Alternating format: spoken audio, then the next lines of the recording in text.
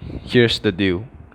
Every single day you take your credit or debit card and you swipe it all over town. Do you really feel comfortable giving all your information to Target, Best Buy, or even Shoes? There is a way to pay without transferring any sensitive data. Well, there is it, and it is called tokenization. What is tokenization? Tokenization, at its most basic level, is replacing data with a surrogate or temporary value.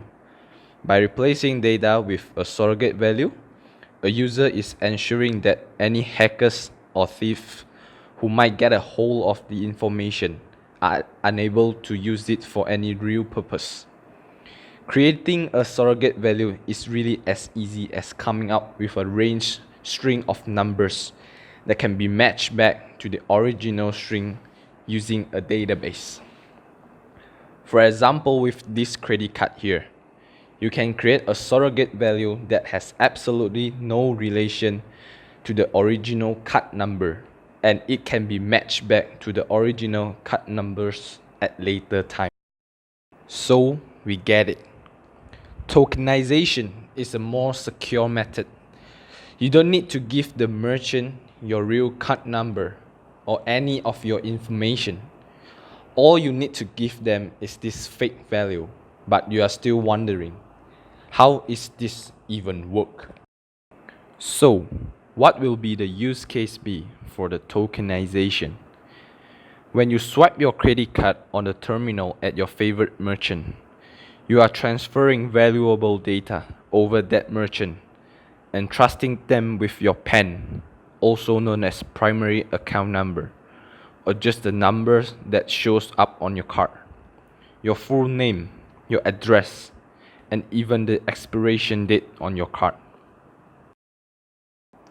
With the emergence of new mobile payment solutions such as Apple Pay and Android Pay, tokenization has never been easier. Tokenization is not by any means an easy system to implement, but these big players in the market had been able to come in, make agreement with the banks, and implement tokenization across the market and make it available to everyone. So it all makes sense in theory.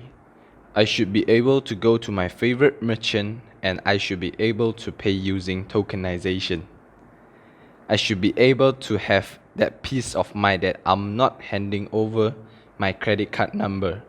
But how does that work? I cannot just hand them a random numbers and expect my bank account to be charged.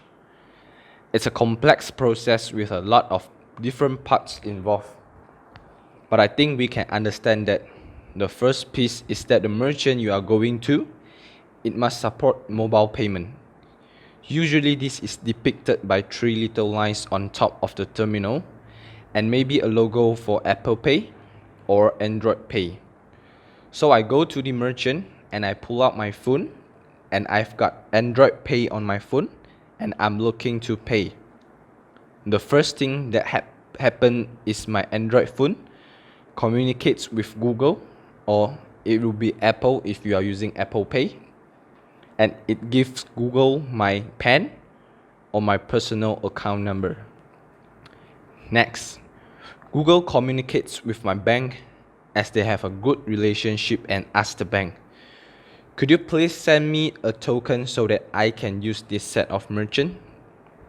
The banks agrees and give Google's the token. Google in turn give it to my phone, who will give it to the merchant using NFC or near field communication. Then the merchant checks with the acquirer. The acquirer is the MasterCard Visa. It's your card holder. The acquirer with a good relation with your bank checks the token with the bank. The bank will look into its secure vault.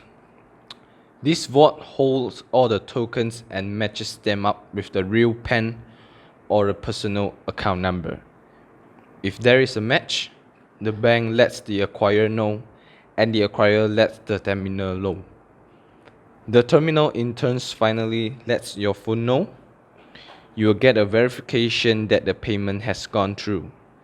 At this point, your bank is free to charge your account and the merchant will never saw your card number.